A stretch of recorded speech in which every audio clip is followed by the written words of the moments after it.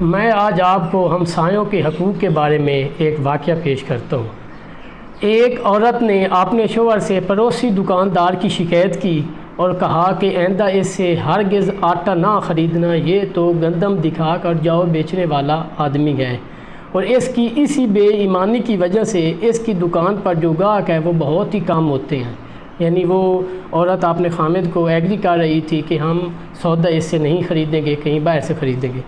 شوہر نے اپنی بیوی کی باتیں سنی اور کہا، آئے میرے گھر کی روشنی، اس بیچارے نے تو ہماری ہی امید پر دکان بنائی ہے، ہمارے گھر کے سامنے اس نے دکان بنائی اور اس کو ہماری ہی امید ہے، ہم سے ہی توقعات ہیں،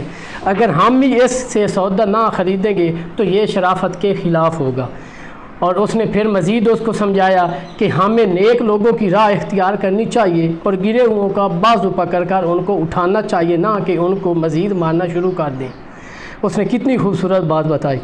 اس بیچارے دکاندار کو معاف کر دیں، کیونکہ اللہ والے بے رونق دکان کے ہی گاہک سمجھے جاتے ہیں اور گاہک ہوتے ہیں، اور سچی بات تو یہ ہے کہ سخی مرد اللہ کا ولی اور اللہ کا دوست ہوتا ہے، اور یہ جو سخاوت ہے یہ پیشہ مولا علی ہے۔ یہ مرد جو ہے وہ اپنی بیوی کو ایگری کر رہا تھا۔ اس سے ہمیں سبق یہ ملتا ہے کہ ہمسایہ اگر برا بھی ہو تو اس سے حسن سلوک اور احسان ہی کے ساتھ پیش آنا چاہیے، کیونکہ یہ آپ حضور پاک صلی اللہ علیہ وسلم کی اتنی حدیث مبارکہ ہیں اور یہ ہمسایوں کے متعلق ہیں کہ ہمسایوں کے ساتھ اچھے طریقے سے پیش آنا، اور جو گھر میں پکائیں اس میں سے ہمسایوں کا بھی حصہ رکھنا۔ اور اس کے لیے میں آپ کو ایک شعر سناتا ہوں۔ نشہ پلا کے گلانا تو سب کو آتا ہے، نشہ پلا کے گرانا تو سب کو آتا ہے، مزہ تو تب ہے کہ گرتوں کو تھام لے ساکی۔